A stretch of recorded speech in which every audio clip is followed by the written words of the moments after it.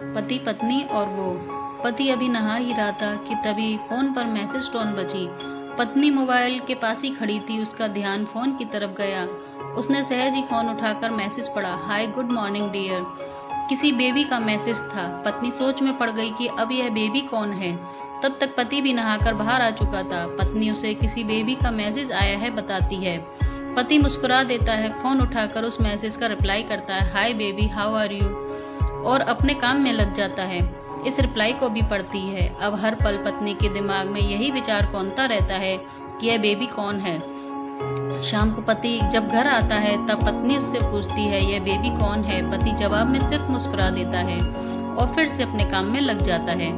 2-3 दिन बीत जाते हैं। उन विचारों में अभी तक पत्नी का पीछा नहीं छोड़ा था और फिर से पति के मोबाइल पर फिर एक बार बेबी का मैसेज आता है, आज तुम मिलोगे कि नहीं, तुम्हारी बहुत याद आ रही है। इस मैसेज ने आग में घी का काम किया। पत्नी का शक और भी ज्यादा पक्का हो गया।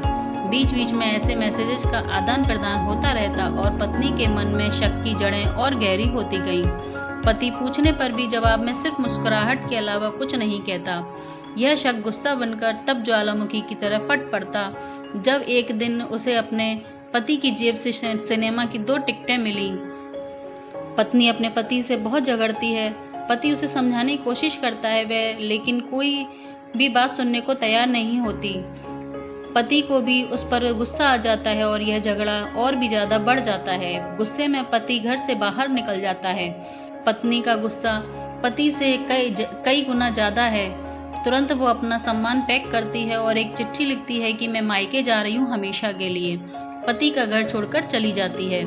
गुस्सा शांत होने पर जब पति घर आता है तो चिट्ठी पढ़कर उसके होश उड़ जाते हैं। 10 दिन बीत जाते हैं और गांव के उस घर पर डोरबेल बजती है जहां पत्नी रहने चली गई है।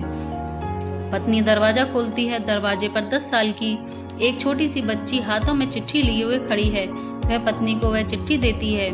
बच्ची से वह चिट्ठी लेकर पत्नी चिट्ठी खोलकर पढ़ती है, डियर वाइफ, जिस बेबी की वजह से हम दोनों में इतने झगड़े हुए और तुम हमारा घर छोड़कर यहाँ चली आई, यह बच्ची वो अभी तुम्हारे सामने खड़ी है, वही बेबी है। अनाथ आश्रम की एक प्यारी सी बच्ची, इसी के साथ मैं बातें करता था, सिनेमा जाता था। पहली बार जब तुमने बेबी के बारे में पूछा था तो मैंने जानबूझकर तुम्हें नहीं बताया था। सोचा था थोड़ा मजाक करता हूँ, देखता हूँ तुम कैसे रिएक्ट करती हो। लेकिन मैंने यह कभी नहीं सोचा था कि तुम्हारा शक इतना बढ़ जाएगा कि तुम घर ही छोड़ दोगी। हाँ, सबसे जरूरी बात यह तो बेबी है, वह किसी और की नहीं बल्कि तुम्हारी बेटी है। रुको, अपने आप को संभालो और आगे की बात ध्यान से पढ़ लो। हमारी शादी के 2 साल पहले की बात है। तुम अपने कॉलेज के लास्ट ईयर में थी। तुम्हारे प्रोफेसर ने नोट्स लेने के बहाने तुम्हें बुलाया था और तुम्हें चाय में इन नशीली दवाओं को खिलाकर ना करने वाला काम किया था। इसमें तुम्हारी कोई गलती नहीं थी, लेकिन कुदरत ने अपना काम किया और तुम्हारे पेट में इस बेबी को डाल दिया। काफी प्रयास करने के बाद भी अबॉर्शन नहीं हुआ तो तुम्हारे घर वालों ने समाज के डर से तुम्हें 6 महीने तक घर में रखा। तुम्हारे पिताजी खुद एक डॉक्टर हैं, इसलिए वह बिना मांगा बच्चा बड़ी आसानी से बिना किसी के कानो कान खबर हुए इस दुनिया में आया। भविष्य में तुम्हारी शादीशुदा जिंदगी में कोई प्रॉब्लम ना हो, इसलिए तुम्हारे पिता ने इस बच्चे को गांव के एक अनाथ आश्रम में छोड़ दिया। यह बच्चा मतलब यही बेबी जो अभी तुम्हारे सामने खड़ी है। अगर अभी भी विश्वास नहीं हो रहा हो तो इस बच्ची के गाल का वो तिल देख लो जो शायद तुमने उसे आखिरी बार रोते हुए देखा होगा, या फिर अपने पिताजी से पूछ लो।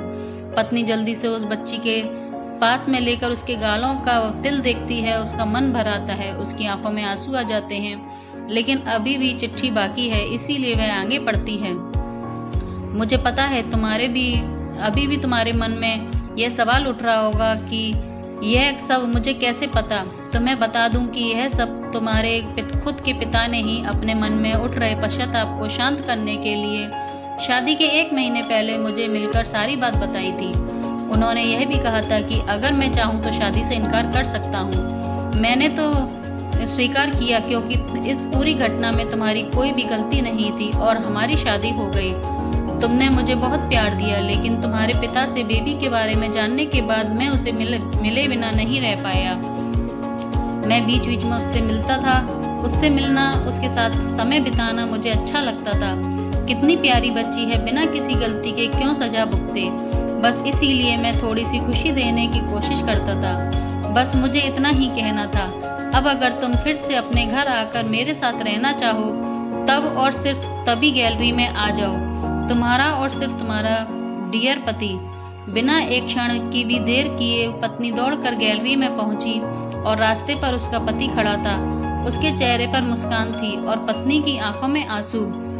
कारण कुछ भी हो, अपने दोनों के बीच में कभी भी शक को थोड़ी सी भी जगह मत दो, क्योंकि दुनिया में हर बीमारी का इलाज है, लेकिन शक की बीमारी का कोई इलाज नहीं है।